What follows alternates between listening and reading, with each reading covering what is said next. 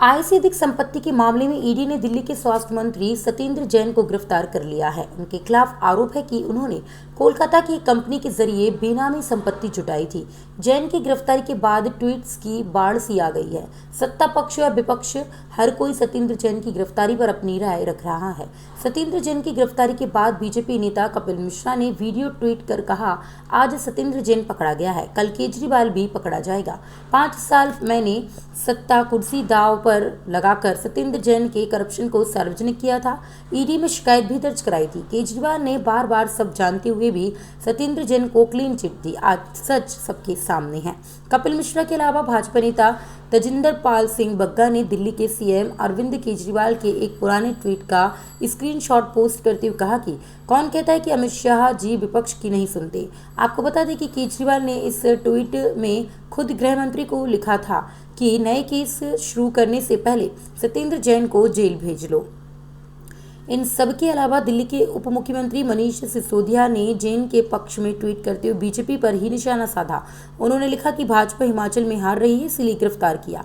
इन सबसे इतर पूर्व आप नेता कुमार विश्वास ने ट्वीट कर बोना और चिंटू जैसे शब्दों तक का इस्तेमाल किया। उनके इस ट्वीट को अलका लांबा ने भी रीट्वीट किया है। सत्यमेव जयते, आज सत्येंद्र जैन को ईडी ने गिरफ्तार किया है। सन 2017 में मैंने ईडी में सत्येंद्र जैन के खिलाफ ये शिकायत दर्ज कराई थी। हवाला, बेनामी कंपनी, काला धन, मनी लॉन्ड्रिंग, और ये मीडिया में बार बार पिछले 5 सालों में ये कह रहा था मैं कि सत्येंद्र जैन भ्रष्ट है और अरविंद केजरीवाल और सत्येंद्र जैन का नेक्सस दिल्ली को लूटने का काम कर रहा है। आज सत्येंद्र जैन जेल जा रहे हैं और कल अरविंद केजरीवाल को भी जेल में जाना पड़ेगा, क्योंकि भ्रष्टाचार के इस खेल में सत्येंद्र जैन केवल एक कठपुतली है। असली करप्शन, असली मास्टरमाइंड अरविंद केजरीवाल खुद है। इसीलिए पिछले 7 सालों में जब जब सत्येंद्र जैन के खिलाफ भ्रष्टाचार के आरोप आए सामने, तथ्य आए सामने, तब अरविंद केजरीवाल ने सामने आकर सत्येंद्र जैन को बार बार क्लीन चिट दी, क्योंकि इस करप्शन में केजरीवाल खुद शामिल है। और मुझे लगता है कि आज सत्येंद्र जैन की गिरफ्तारी के बाद हवाला, काला धन, ब्लैक मनी, मनी लॉन्ड्रिंग, बेनामी कंपनियां, वो सभी चीज जो मैं बार बार पिछले 5 साल से कह रहा था, वो सामने आने के बाद अरविंद केजरीवाल को मुख्यमंत्री की कुर्सी पर बैठने का कोई हक नहीं है। उनको तुरंत इस्तीफा देना चाहिए। और दिल्ली देख रही है केजरीवाल और सत्येंद्र जैन का नेक्सस। मैं आज फिर से एक बात कहना चाहता हूं कि आज सत्येंद्र जैन को जेल जाना पड़ रहा है, कल भ्रष्टाचार में देश अरविंद केजरीवाल को भी जेल जाते हुए देखेगा।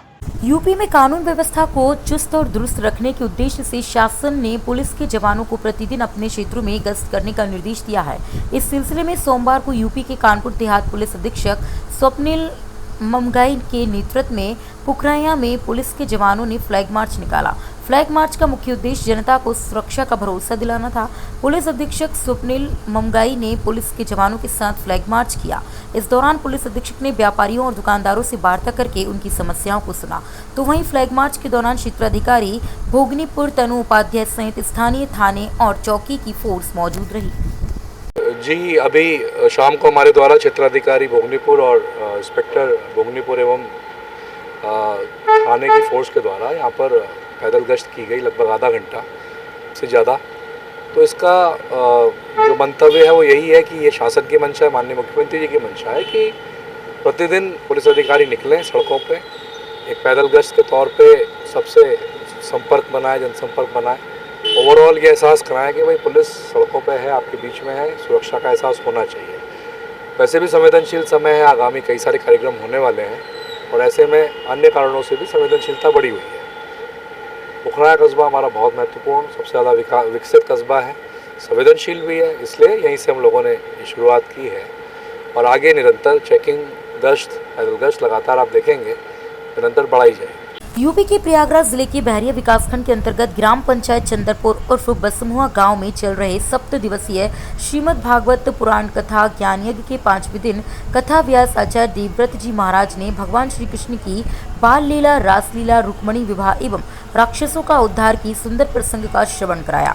उन्होंने कहा कि भगवान श्याम सुंदर ने अपने बाल सखाओं के साथ गायों को चराना, गाँव की गोपिकाओं के घरों में दूध, दही, माखन चुरा कर खाना, मक्खन से भरी हुई मटकियों को फोड़कर गोपिकाओं को रिझाना, सहित अन्य बाल लीलाओं में भगवान कृष्ण ने कंस द्वारा भेजे गए अकासुर, बकासुर और अन्य राक्षसों का उद्धार किया।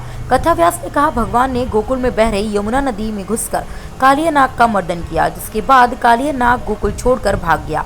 इसके साथ ही अष्टवक्र जैसे आत्माओं का भी जीवन उद्धार किया। कथा व्यास ने कृष्ण और रुक्मणी विवाह की कथा सुनाते हुए कहा कि विदर्भ राजकुमारी लक्ष्मी की अवतार देवी रुक्मणी को हरण कर उनसे विवाह रचाया, लेकिन विदर्भ की राजकुमार रुक्मी नहीं चाहती थी कि रुक्मणी का विवाह कृष्ण से हो। वह तो राजकुमार शिशुपाल से देवी रुक्मणी का विवाह कराना चाहती थी। सो माता रानी की अवतार देवी रुक्मणी अपने नारायण से कहाँ दूर रह सकती हैं, जिससे भगवान नारायण कृष्ण और देवी रुक्मणी का विवाह संपन्न हुआ। कथा व्यास ने कहा कि जो भी मनुष्य धन अर्थात लक्ष्मी को अपनी कमाई का कुछ भाग प्रभु के काम में नहीं लगाता है, वह धन किसी न किसी प्रकार खर्च हो जाता है।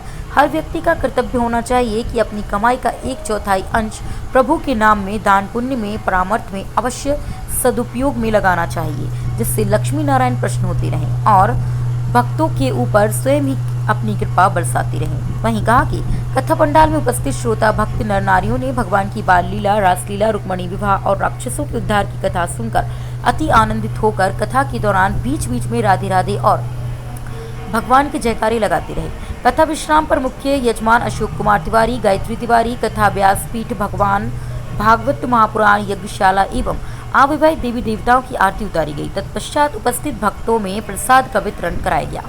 प्रयागराज के बहरिया से प्रयागराज 24/7 न्यूज के लिए राजेंद्र कुमार तिवारी की रिपोर्ट।